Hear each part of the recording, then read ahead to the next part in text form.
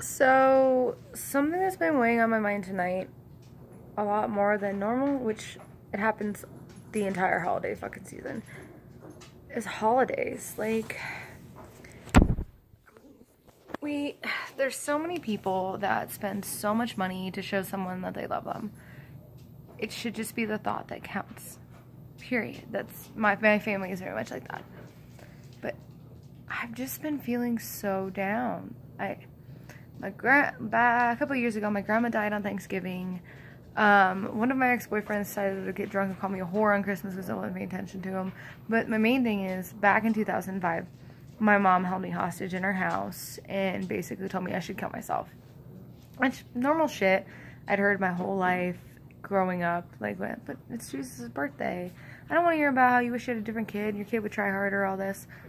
For those who don't really know me and just maybe watching this video and don't read my writing, my mother is very narcissistic and very abusive. Always has been my whole life.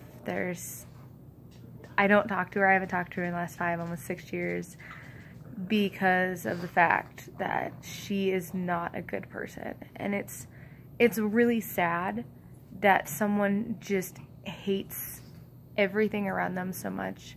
My mother was very, if it came to me wanting to spend holidays with my dad, it would be her going, well, I guess I'll do that, I'll just be alone. And I'm like, no, Mom, I'm not gonna let you be like that. Like, I didn't want to, but I had to. It was an obligation. As if you're an abused person, you understand exactly what I'm talking about. But it wasn't, my dog is squeaking a toy, I'm sorry. But it was an obligation. Like, I had to spend it with her. And I missed out on a lot of stuff with my dad, but at the same time, my most irrational fear as a child at 6 years old going to my dad's is, am I going to come back alone? And is my mom going to be dead? Like, is no one was going to find my mom. So that was the biggest thing. So my mom had a way of manipulating me, and it really was 2005. I left barefoot. I ran barefoot from her house, said, maybe we'll talk someday, Kelly. And she wouldn't give me my phone. Like, I wanted to get out of her house. My mother is physically stronger than me. Like, all my life, she always has been. I mean, she worked and did factory work, and her muscles were like out to here. Like, that woman could beat me into submission. And my mother just ruled me by fear for a long, long time until I was about 15.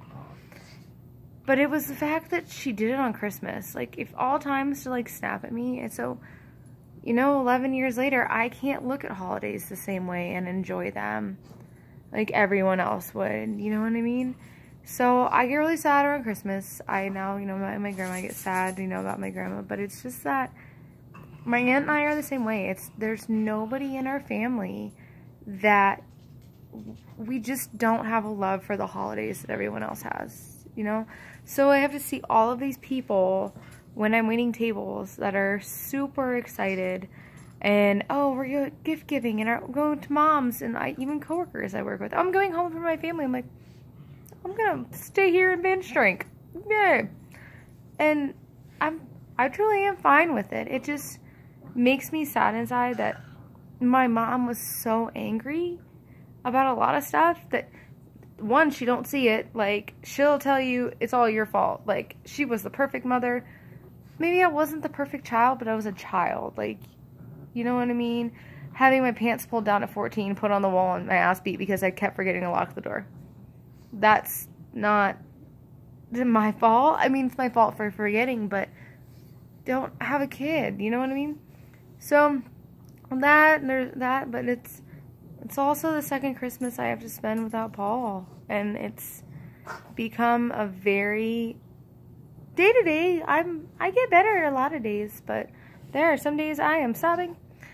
Once again, people don't know, Paul was my best friend in the entire world that passed away last June. He was working on a car, and it came down on him after he rocked off the jack.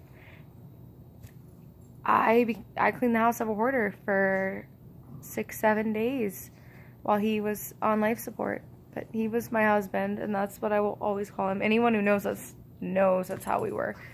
So it's being a widow at 29, 30 and having to do holidays alone when I can't just, you know, call my best friend and talk to him and stuff. Holidays are really hard for me, and I try to do my best to go to work and, you know, keep a straight face and all that. I'm more irritable around the holidays, but it's just so many people don't realize what they have. Like, they take shit for granted all the time. You have parents, and I'm not saying my dad and stepmom and that didn't, but you have parents who love you and you want to spend the holidays with, and you get to do all this stuff. And instead you're freaking about holiday shopping, or how soon can you get to the store, what sale you're worried about. Why don't you focus on the good things you have? Because when you don't have them, life looks a lot different from the outside.